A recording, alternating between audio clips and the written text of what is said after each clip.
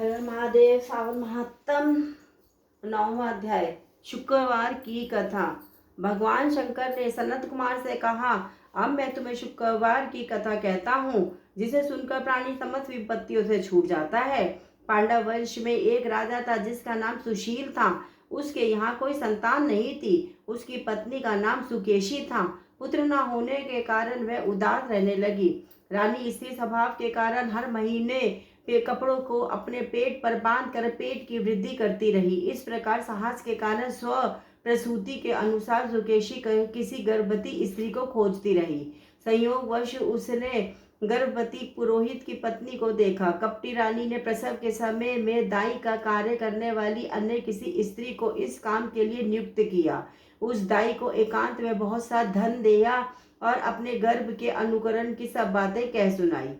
पुरोहित की पत्नी का प्रसव का समय नजदीक आया। यह सुन उसी तरह दाई ने अपने वचन का पालन किया। पुरोहित की पत्नी दाई की बात नहीं जानती थी, अतः वह दाई की बातों का पालन करती थी। दाई ने पुरोहित की स्त्री के नेत्रों में पट्टी बांध दी और उसके उत्पन्न हुए पुत्र को रानी के पास भेज दिया।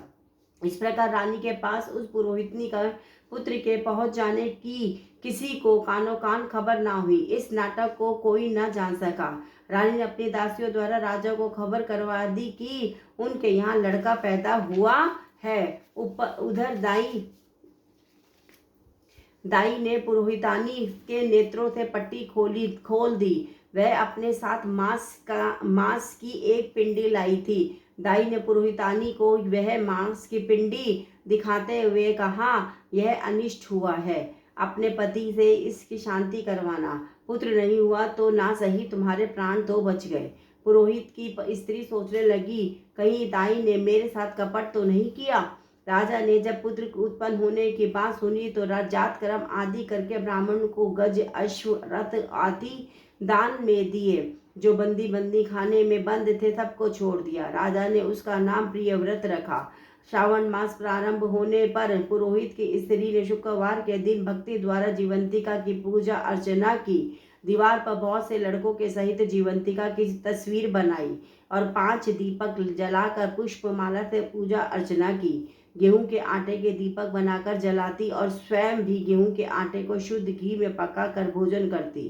भोजन के पश्चात जीवंतिका से प्रार्थना करती, जहां पर भी मेरा पुत्र हो उसे सुरक्षित रखना। इस प्रकार प्रार्थना करने के पश्चात वह कथा सुनती और यथाविधि नमस्कार करती।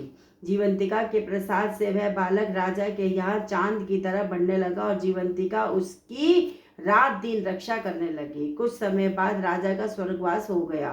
प्रीत भक्त पुत्र ने पिता की पारलौकिक क्रिया संपन्न कराई। इसके बाद मित्र मंडल ने उसको राज सिंहासन पर बैठा दिया। उसने कुछ काल तक राज्य का शासन भली भांति किया। इसके बाद वह राज्य का भार मंत्रियों को सौंपकर पृथ्वी से मुक्ति पाने के लिए गया जी को रवाना हो गया। उसने यह यात्रा कार्पटिक वेश में की। रास्ते में वह किसी गृहस्थी के घर पर ठहरा। उस गृहस्थी के यहाँ पुत्र हुआ था। इससे पहले के 5 पुत्रों को षष्ठी देवी ने मार डाला था, परंतु इस बालक को षष्ठी देवी नहीं मार सकी। राजा के वहां रहने के कारण जीवंतिका देवी उसकी रक्षा कर रही थी।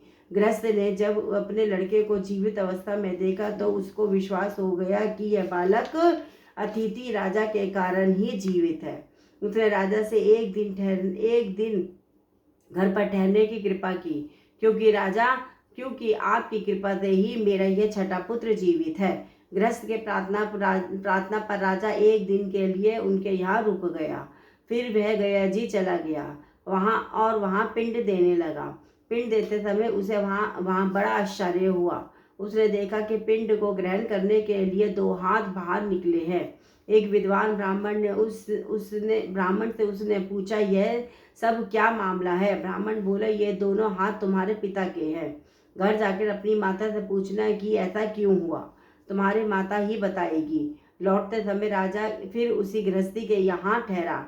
उसके यहाँ जब दूसरा पुत्र पैदा हुआ था तो जो केवल 7 दिन का था।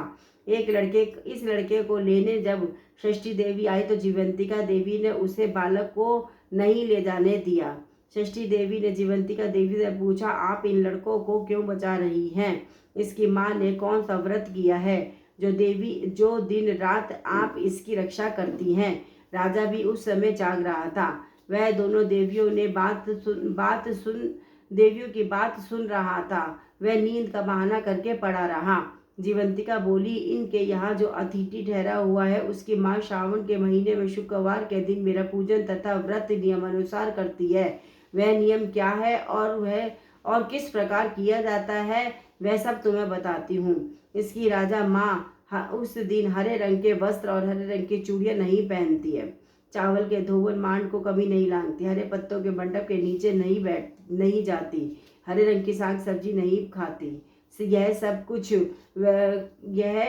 कुछ वह मेरे लिए ही करती है। इसीलिए मैं उसकी कथा उसके पुत्र की रक्षा करती हूँ। इसलिए मैं उसकी तथा उसके पुत्र की रक्षा करती हूँ। षष्ठी देवी और जीवंतिका देवी का वार्तालाप सुनकर राजा सुबह उठकर अपने राज्य को आया। राजा ने अपनी माता से पूछा, हे माता, आप जीवंतिका का व्रत करती है तो उसकी विधि क्या है? राजा की माता ने उत्तर दिया, मैं जीवंतिका का व्रत नहीं करती, इसलिए मुझे उसकी विधि का ज्ञान नहीं है। यह सुनकर राजा को बड़ा आश्चर्य हुआ और सोचने लगा कि मेरी माता कौन है।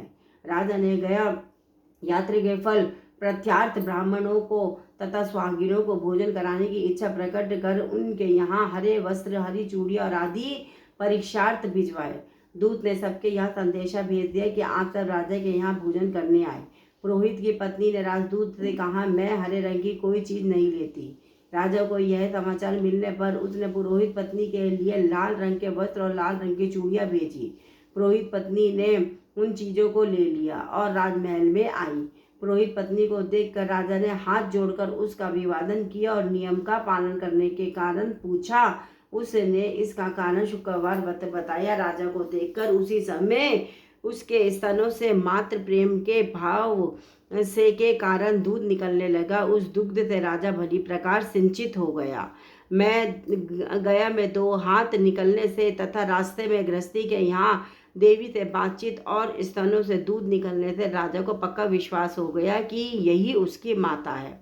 राजा ने पूछा, हे माते, भय मत करो और मुझे मेरे जन्म का सही हाल बताओ। सुकेशनी ने उसके जन्म के सब तथ्य बता दिए। राजा ने प्रसन्न होकर अपना जन्म देने वाली माता पिता को नमस्कार किया और उनको संपत्ति देकर उनका मान बढ़ाया। एक दिन रात को राजा ने जीवंतिका से प्रार्थना की कि हे देवी, मेरे जन्मदाता पिता तो मौजूद है, फिर गया में वाणी से 2 हाथ किसके निकले थे?